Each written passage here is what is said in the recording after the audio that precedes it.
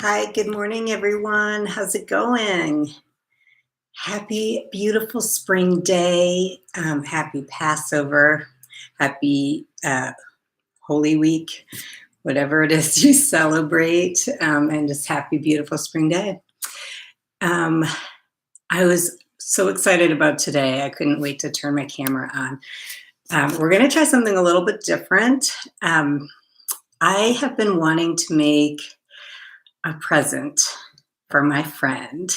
Hi, Joan. I know, it's wonderful. I love the sunshine too. It's a little bit chilly. So I have my windows open in my studio today. And that's because I'm going to be working with some oil paints. And I'll talk about like safety precaution stuff when you're working with oils. It's a little bit of a different approach. And I know most of you watching probably work with acrylics only, but maybe you have a curiosity about oils and maybe you'll find this live stream kind of helpful this morning. But basically, a couple of things. One is I'm going to be working with oils, and the other is I'm going to actually be working on a little gift for a friend. And I was thinking about how, if you decide to give someone a gift, like a painting, there's certain things to think about. One of them is like the space in their house. Hi, Joanne. Hi, Amanda. Good morning. I'm excited as I've been wanting to learn about oils. Hopefully this will be like a fun little intro. I'm not going to be doing, to be honest, like I'm not going to be, I don't think I have the headspace today to be like, you have to use this amount and this amount. Like I can't give the full, there's so much to do with like to learn about oils. But maybe this will just be a little introduction. It's a fun medium to work with, but there is it's a little bit fussier than acrylics. Okay, so anyway, I should also say to anyone watching this in the future, if I share any links today, I'll also share them down in the comments or in the video description below. And my name is Ursula, and thank you for joining me in my studio. Okay, so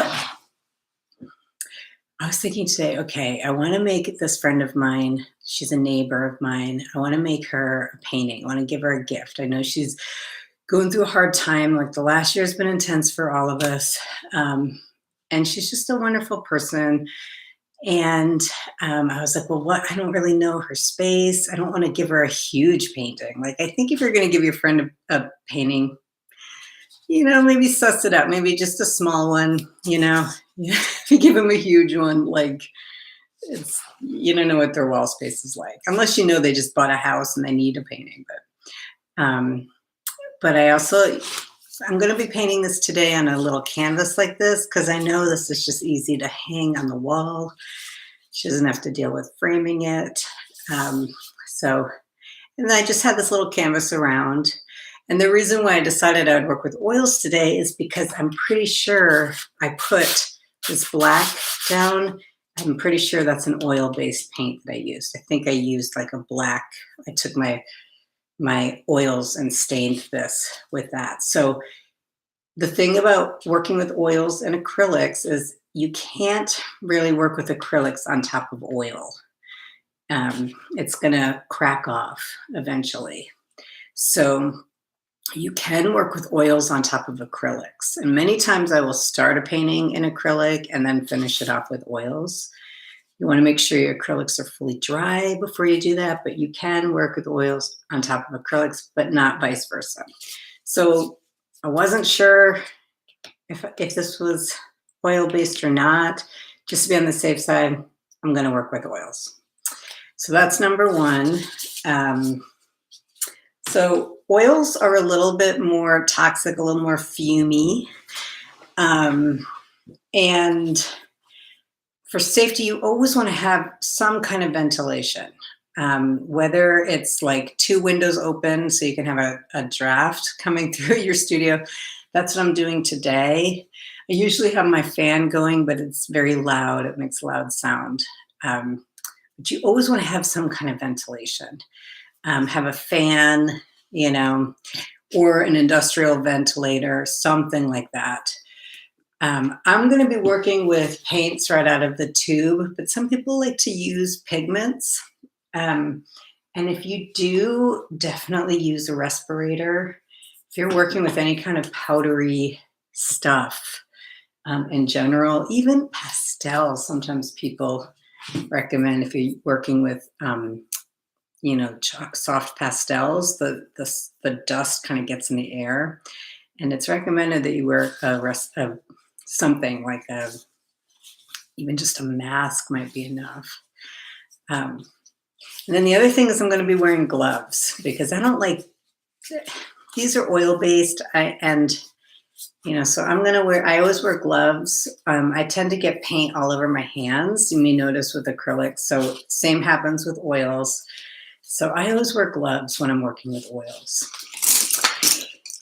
Excuse me. And then I have some separate brushes that I use for my oils just because, oils and acrylics, you can interchange the brushes, but I have like a separate bunch of brushes because it gets a little bit of oil a little bit of that slickness gets in the bristles. So then when you work with acrylics, it's kind of weird. So I like to keep separate brushes for oils. Since I'm working on a really small canvas, this is just 8x8, I'm going to be working with a selection of pretty small brushes here.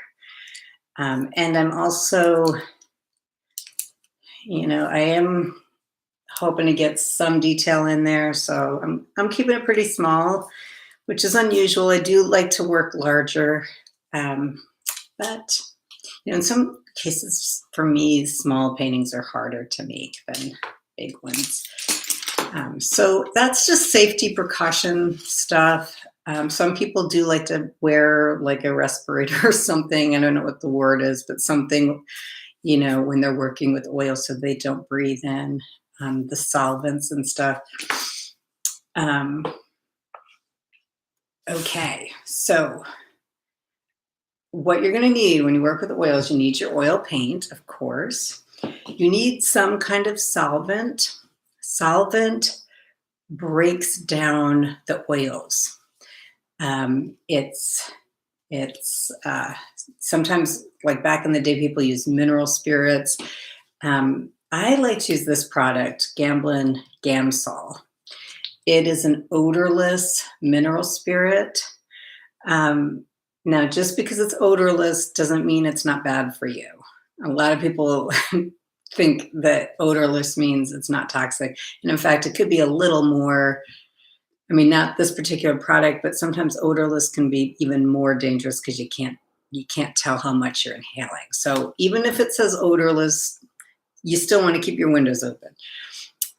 So this is what I like. It's a nice, clean, distilled product. I feel safe using it. I've used a lot of different, like terpenoid is another one that I've just come to really enjoy this. I do like Gamsol products a lot. I'm not sponsored by Gamsol, but I do use their products a lot. So I use that for my solvent. You need this to thin your paint and to clean your brushes, to keep your brushes clean.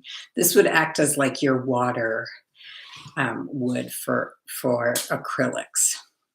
So what I do is I usually have a container going, and you can see in there's some solvent. And if you let it sit for a while, it separates. So the sediment, that gray stuff at the very bottom, that's just like all the sediment from my paintbrush. So what I do whenever I'm going to start painting again is I'll take this and I'll dump it into a new container like that. So I have like this new, you can't tell because my container's stained, but now this is clean. And now what I can do with this is I can take a rag and wipe this away and toss it out. And then that way I'm not dumping anything down the drain. So you want to avoid as much as possible dumping pigments down the drain. So yeah, I'll take like paper towel, maybe a brush, and just clean all that sediment out. Now, Gamsol makes a paint every year they put out a paint called Torrid Gray. And what it is, it's basically all the leftover sediment from their paint making process that they then make into paint. So every year it's a slightly different gray. And you can ask, you know, like at the art supply store, just be like, do you have any extra tubes of Torrid Gray? Or is it Torrent Gray? I can't remember.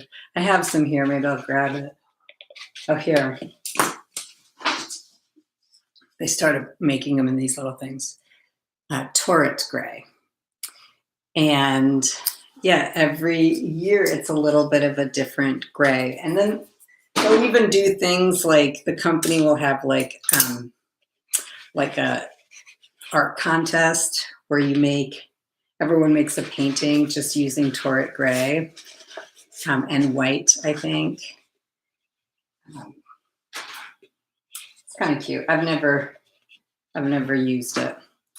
So yeah, I should be wearing my gloves right now because I just got that all in my hand and I don't like it. So that's, you know, basic maintenance with solvents. Like it just keeps the pigments out of the way. Okay, and then another thing you want to have handy is like, I like to keep lots of rags around to wipe my brushes on. And another product I use, which everyone uses something different, but this is called a medium. This is similar to the gel medium, the acrylic gel medium. It would work as in the same way, but it alters the viscosity of your paint. It maybe like makes it a little juicier, or it makes it dry faster. There's all different kinds of mediums out there. I know I have other ones here I should have brought over, but I just use this. It's called Neo McGilp, and it's kind of like fatty. And this is sort of all-purpose, like it's like a jelly like that. But then when you mix it into your paints, it kind of liquefies. I'm just going to put a little bit of that off to the side.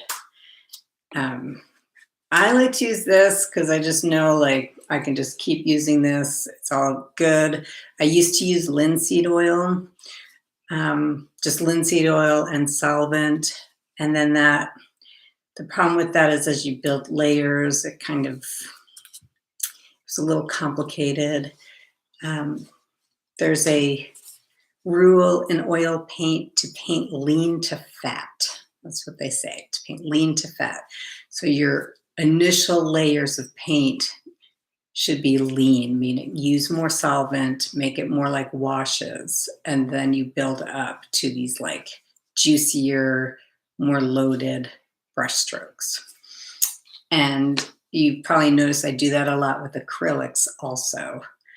I kind of took some of that stuff that was in my head and applied it to acrylic painting. But acrylics, you don't really have to worry about that. Acrylics, you can do anything. It's just me, I personally like to paint that way, painting a little thinner and then moving into thicker, juicier, fatter brush strokes. And the reason why that is out there to paint lean to fat is because your paint will crack. Your paintings will crack over time if you don't paint that way. So a lot of times what I've noticed is people will make an awesome impasto painting, like juicy, big, wonderful brush strokes, let it dry, and then they take like a thin varnish, a thin like solvent-y, they'll take their solvent and some paint and they'll do a wash over the whole thing. And you don't want to do that. That is the incorrect way to do that. Instead, what you should do is take a bunch of this stuff, put a little bit of paint in it, and then put that over the whole thing if you wanted that effect. This does look this color, but it actually is clear when it mixes into your paints. And the other thing I like about it is it doesn't yellow as it ages, and a lot of mediums will. So yeah, this is what I use for everything these days, just because I really I've tried a lot of things out, and for me, this works the best. But I would say try things out. There's there's all kinds of mediums out there. You can get samples. Some of them you can't get like juicy brush strokes. It's more for thin glazing layers. Some of them dry faster than others. So those are all different uh, differences between the mediums.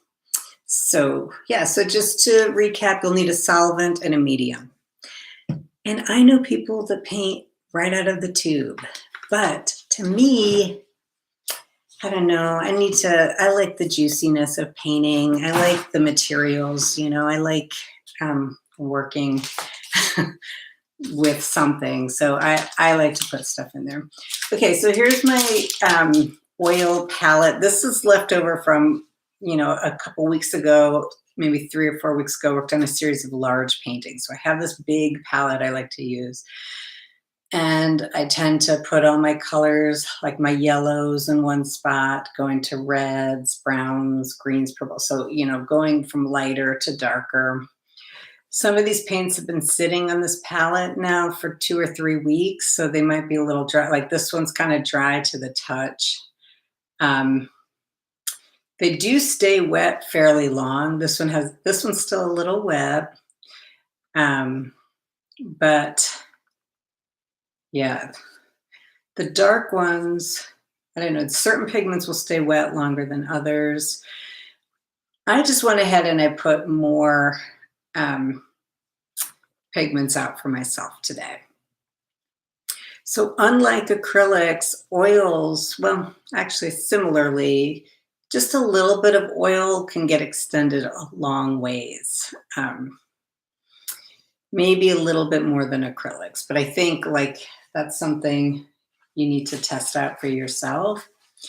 But I'm going to just start. I have a phthalo blue, burnt sienna, cadmium red light, yellow ochre, cadmium yellow, and then this is a color. It's my favorite color to work with. It's called transparent orange. Really like Gambler makes a bunch of these transparent colors. They're like stains. They make like a transparent red ochre. It's a really nice color to add warmth to your palette. It looks kind of intense like that, but once it opens up, it's really beautiful. So that's that. And then I use, of course, some titanium white. I'm going to put down right now on there.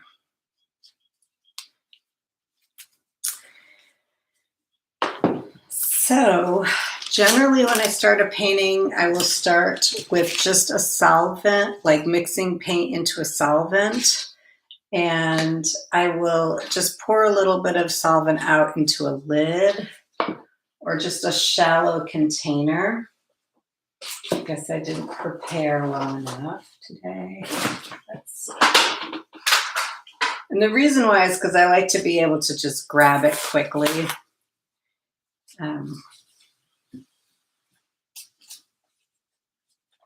I need to come right back. 1 second.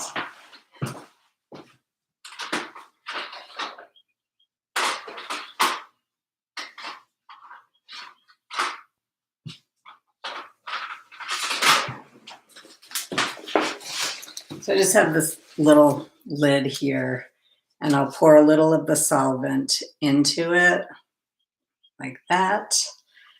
And that's on my palette.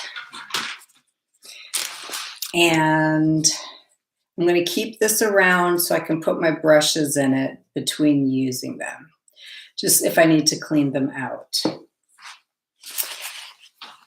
And then when you start, you're going to use this solvent and you're going to mix it into your paint. Let's see if you can see that. And you see kind of this wash happening when you use that solvent. It breaks it down. And this is generally how I begin a painting. With this, I start painting my underpainting with something like that. Now I'm working on a dark canvas today. So it's going to be a little bit different. You can't really see it so well. So I'm probably going to start with an ochre, my yellow ochre, so I could see that mark a little better. But if you're starting with a lighter surface, like something similar to acrylics, just like, any kind of medium value, as long as it's a wash that you're working with, like a thinner um, paint, you're good. So I'm going to talk a little bit about what I'm going to paint. And you all might want to find your own subject matter, because to be honest, what I'm working from today, there's not any links to images online. So I'm making a painting for my friend Olivia, and I know that she is really involved. She's with her church, and it's a local church. It's right up the road for me. It's called St. John a Baptist Church, and it's tiny. She invited me to a service one Sunday. There was, the congregation is like less than 70 people. And she's very much involved in her chorus and her choir. She plays piano for them. And this is a picture of them. So I thought what I would do is I would paint this group in the foreground of my painting here, and then I would put the church in the background. So I'm kind of going to squish these two pictures together. Originally I had just printed this out thinking I was just going to paint the church, but I thought, well, it'd be fun to be able to put some of these, to put this choir in there, since I know that's really important to her. So that's what I'm going to do. And I did lightly draw out, you can't see it on here, I lightly drew basically like the basic framework of this painting, the basic idea of it. You can't really, well, there you can see it. So yeah, that's my attempt here. And these pictures are really not good that I'm working from. So I'm gonna need to take some license, make this a painting that, I think is visually satisfying, and hopefully Olivia will like it too. But yeah, so I'm going to just go ahead and start. So I'm going to take my yellow ochre because I can see it. And I'm putting some solvent, just a little bit of solvent in it, just to thin it down. And I am going to start by just, with a group like this, usually I just start with their heads and kind of figure out the space between their heads. And already I am totally straying from my original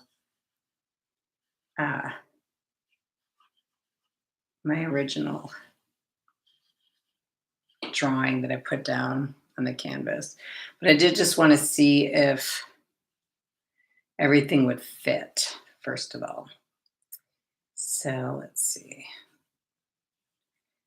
Yeah, if I'm doing a group like this is how I do it. I don't do just like one whole character, then the next character. I kind of approach it as one entity.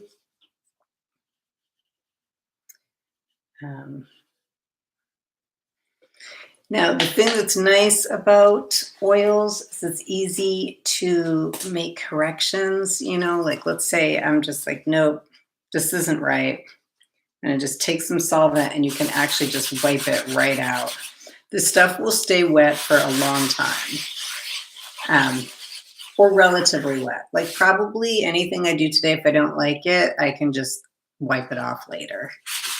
And that's a good aspect about oils, but it's also a frustrating aspect about oils. So since I'm working on a black background. There's a little more challenge. Like I'm probably going to need to work with my paint not as washy as I might with the different painting.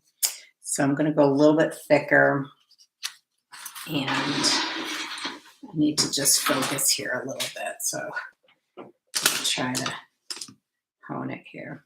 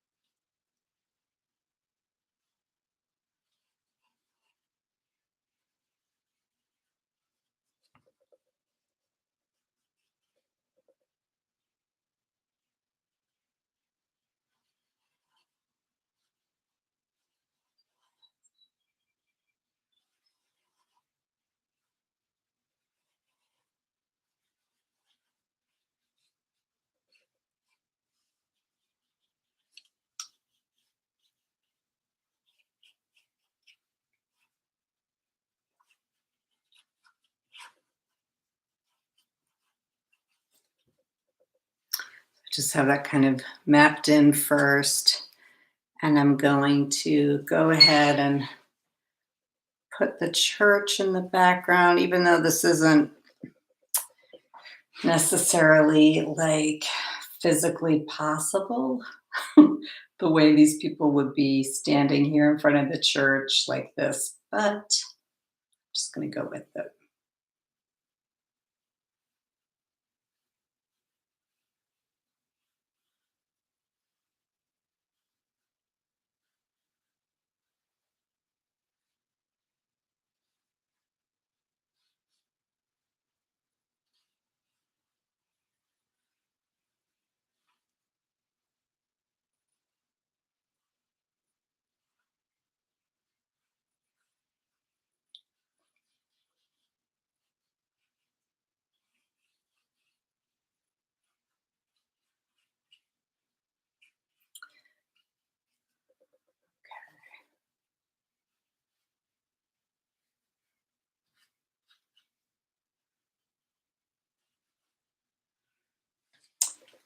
All right, so I have just lightly blocked this in.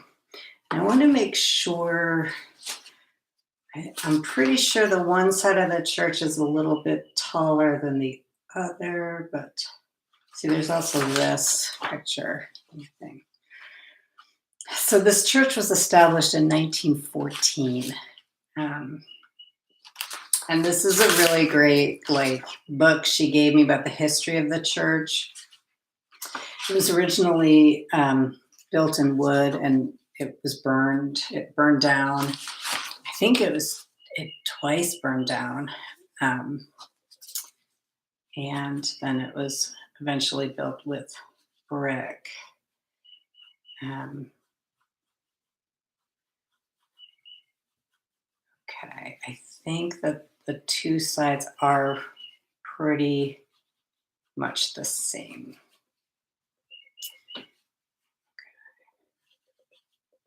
So yeah, that's just sort of the outline, the basic where things are going to go.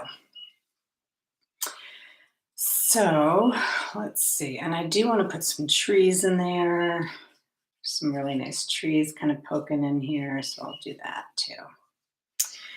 Now, normally I would build up to my light values, but since I'm working on this dark canvas, I'm actually probably going to go ahead and just put in some lighter values.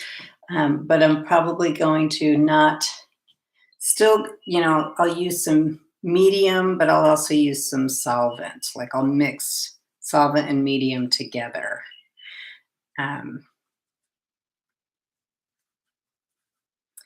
Now, usually with oils, I don't start with white paint right off the bat. And the reason why is because if you need to go in and darken your white paint, it's like it stays wet for a while and it's hard to darken.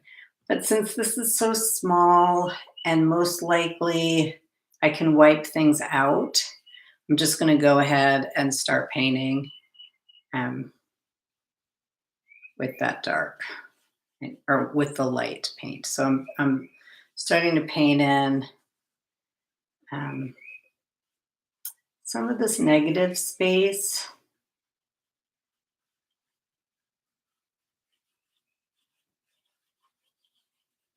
But again, it's still pretty thin. You can still see the dark canvas underneath it.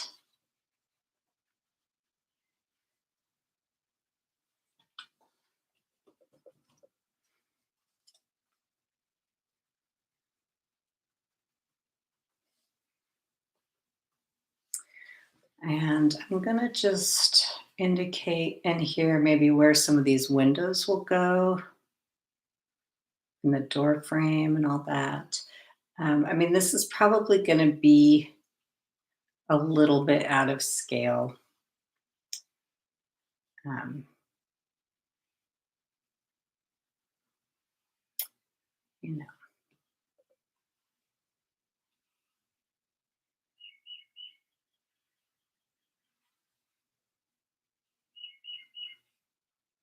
so I learned about this church and I met Olivia because I was, uh, I take walks a lot around my neighborhood and I discovered this cemetery, this old cemetery at the end of Dalton Street. And it is the oldest African American cemetery and public cemetery in Western North Carolina, turns out. And it's just a couple of blocks from my house. And I just was like, whoa, this is major. This is like major history right here in my neighborhood.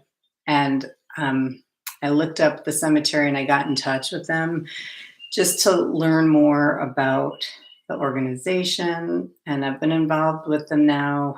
We have cleanups twice a year, although this past year we didn't have them.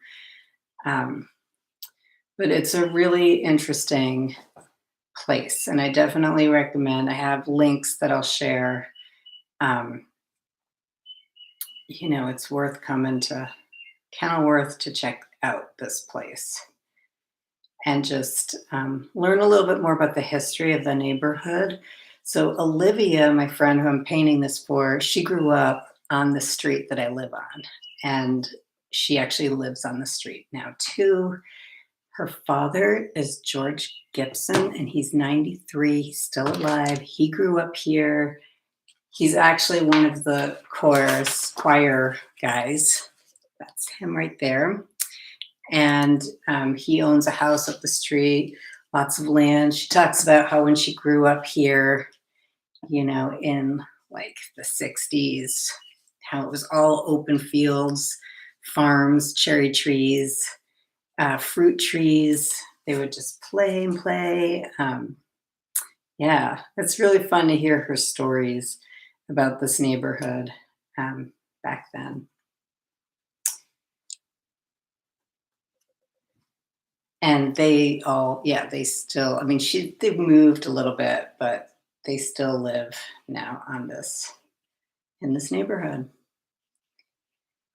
So I'm just going in there now. I'm starting to paint in robes on these choir members. Now, the thing is that I'm still just keeping it real loose, not going in for too much detail. I mean, it's very similar to the way I approach acrylics. There's a lot more blending on the canvas just because the paint is so wet. And it blends really easily. Okay, I am getting lost here.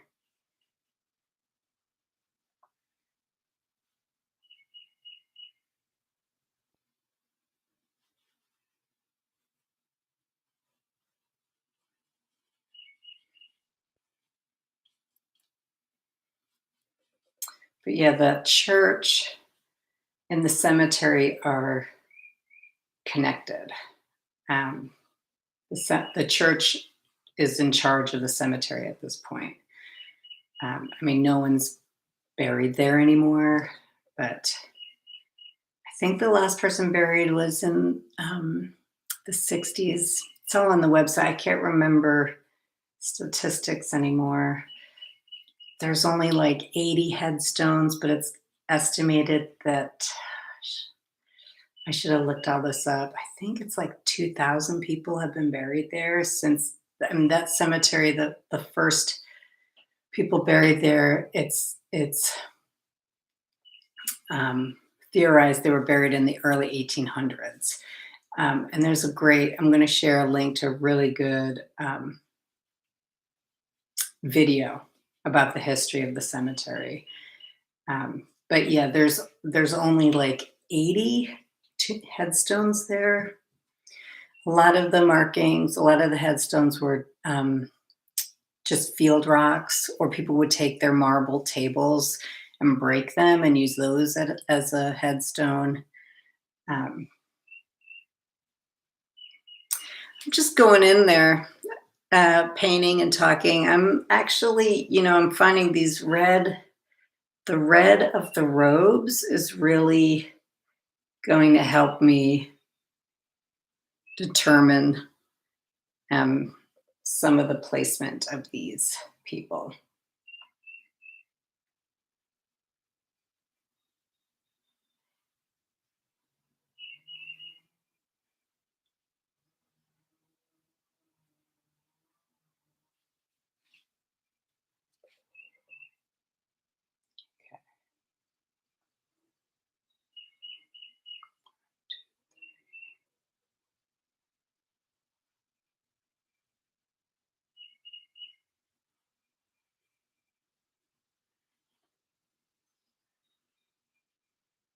Hmm.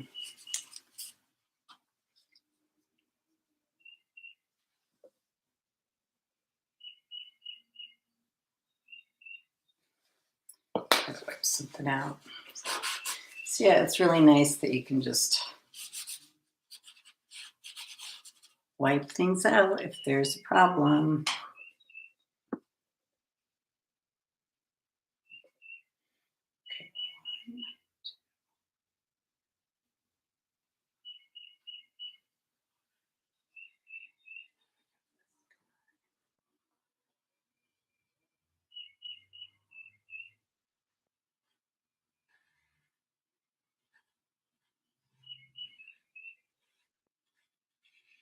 Okay. I think I was able to put in all of the red sashes on these people. Okay, I'm going to just start blocking in the church a little bit more.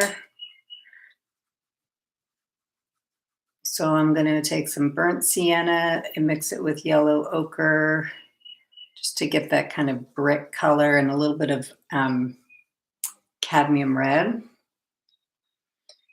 And I'm going to start just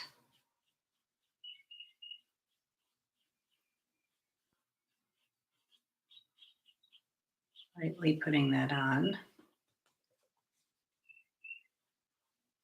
One of the things I really like about working on a dark canvas is that you can scrape through things and get these really nice dark lines if you scrape through it.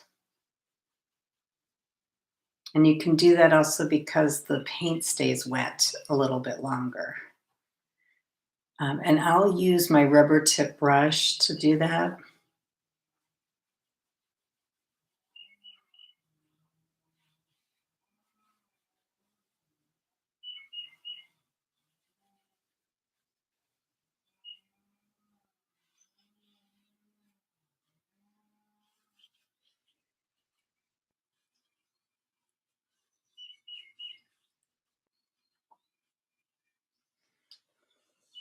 So let's see if I can find it. Here we go. This is something I love. Hey, Liz. I didn't see you there. I like to take this and come in here and just, you can scrape out like a shadow or something.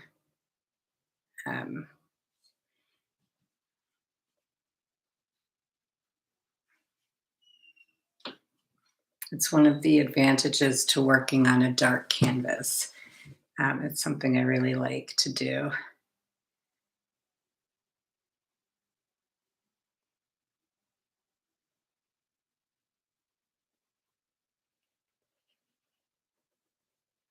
Like maybe scraping in some branches. I might even scrape in like the texture of the brick, although probably not, but you know, something you might try doing if you start on a dark canvas.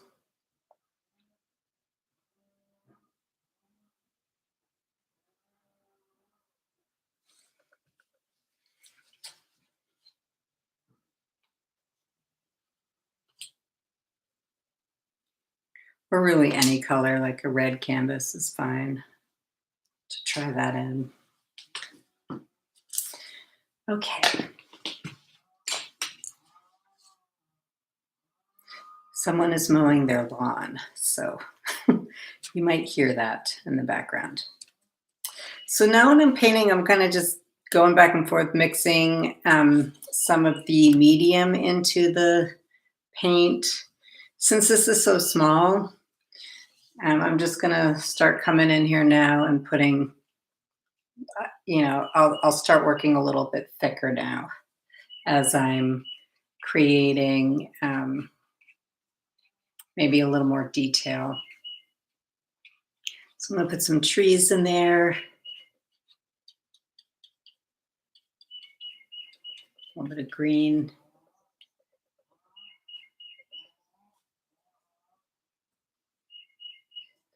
There's just a lot of really gorgeous like foliage in this area. So I want to be sure to include some of that.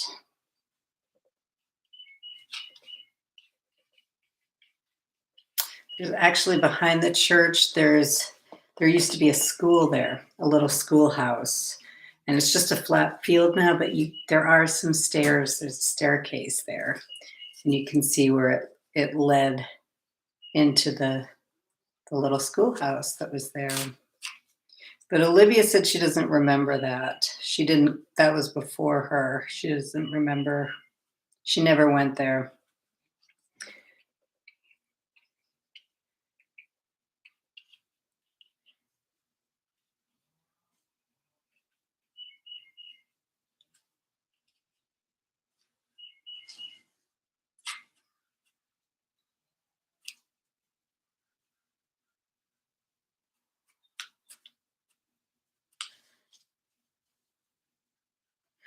There's a house. There's actually a house down the street from me that used to be a church. And she remembers when it was a church, and now it's been converted into a home. There's another building by the Kenilworth Park that used to be a like a little store. She says she remembers going in there. Um,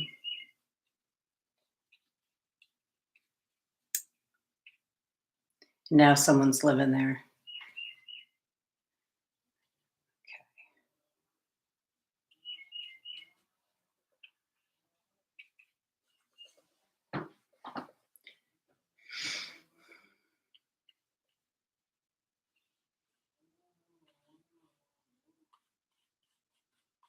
So now I'm starting to build up a little bit thicker with my paint.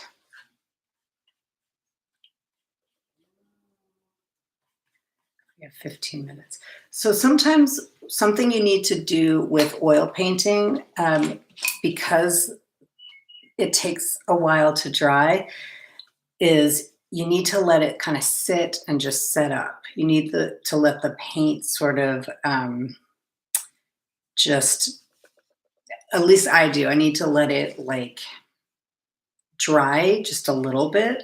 I don't like to let it dry completely, but just enough so I can keep working on top of it without it like blending all together. And this is where this concept of mud often comes up, because the paint will get so difficult to work with. So everything kind of blends together on the canvas. And if that starts happening to you, just put the painting aside. This is why I often work on like 3 or 4 canvases at the same time when I'm working with oils, because it just needs to set up. Like, it might need to set up for just a couple hours, or, half a day. Like, maybe your painting session is like 3 hours on 4 different canvases, then let them set up for a night, get back to it the next day. That's often how I work. I usually, like I said, I'll usually do a few paintings at the same time. But I'm gonna just keep trying, plugging away here. The paint is kind of wet.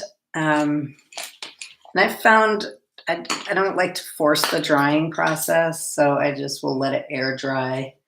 But you could try putting it in heat or something, to to let to let it dry that way. Like, maybe that will speed up the the drying process. I'm going to work with a darker color, so it's kind of going back and forth now. I'm going to get some of the shadows in the faces here. Okay, so that's him. Ugh, I'm getting lost again. Okay, so then there's this fella, this fella, this fella.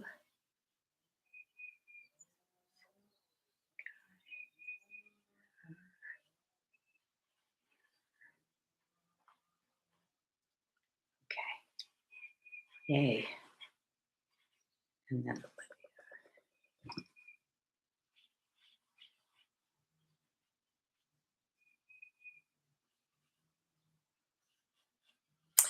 so I need to make the decision if I'm gonna put detail in people's faces. Um, how much detail do I want to put in? With something this size, I'm not going to do a lot. So just to show, I kind of just put like a base color down, and now I'm going to mix up a highlight. Um, and there's like different highlights on here, but I'm going to just start with a basic highlight and start to touch in like where I see some of the highlights on these faces where the sun is hitting.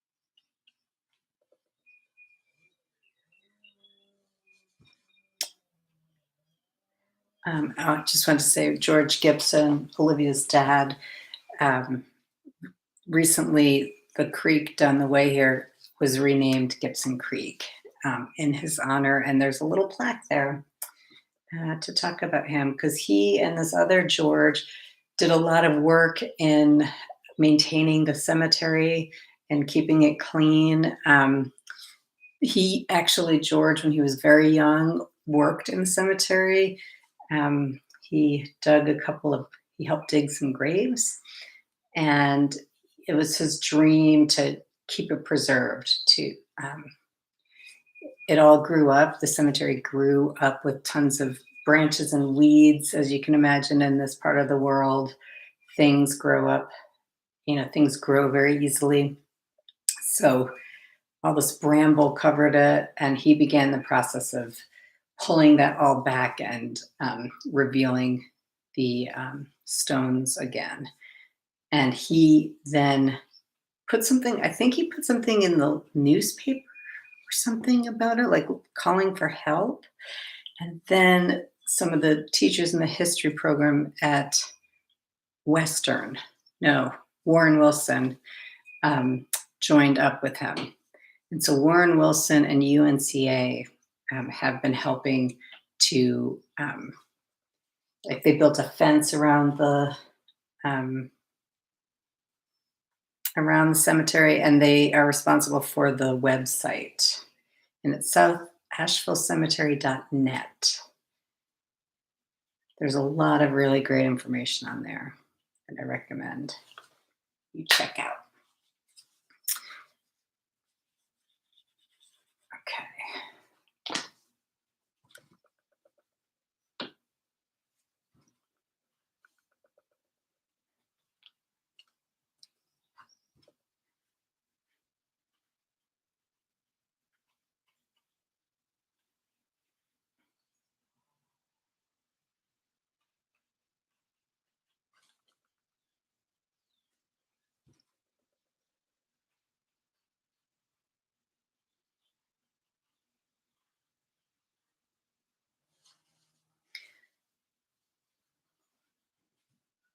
Okay, so this is just real loose on here for now.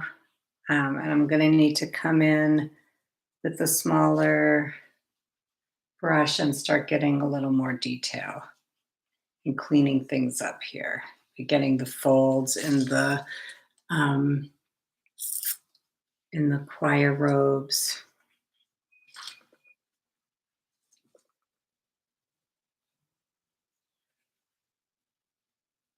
And coming back in with some highlights and such.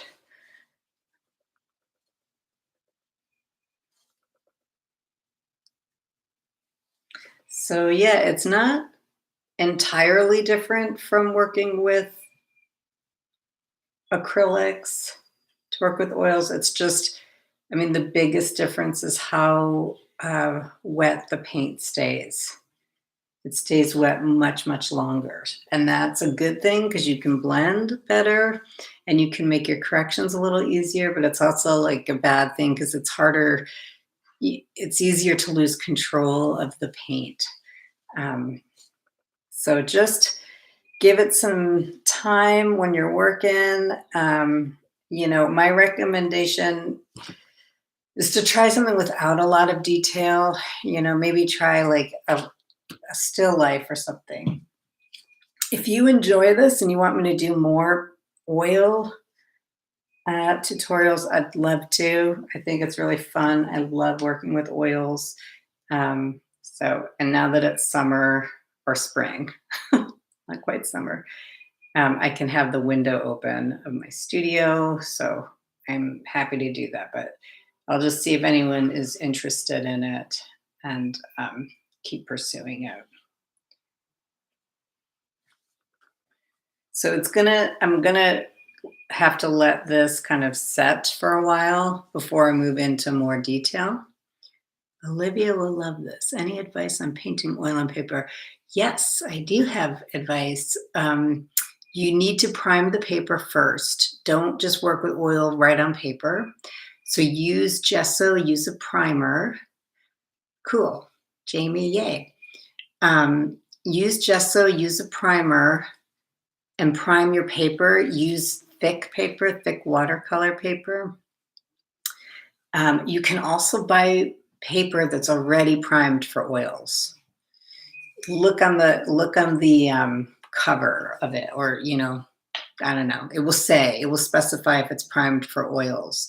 Sometimes that canvas paper that's made for acrylics, you can also work with oils because you just want to make sure the paper isn't porous. Because if it's porous, the oil paint gets in there and it rots away. These petroleums, they're, petroleum products, so they will rot the paper out. And the same with working on canvas. You want to make sure it's primed. Otherwise, it will rot it out, which maybe that's cool. That's up to you, but just know that that's what's going to happen. And also it will bleed out, which is cool too. Helen Frankenthaler, She like pioneered um, that idea of staining the canvas with oil and building up layers. But it is, you do run the risk of rotting things out. So if you're going to work on paper, uh, prime it with the gesso first, let it dry, do a couple coats of gesso so it really gets in the pores of the paper, and then paint on that. Paulette, do you know Olivia? Anyway, I love Olivia. She's awesome. And yeah, I'm going to come in here and do a little more detail, and maybe I'll post it to my blog. Um, I want to really quickly share just a video that was put out by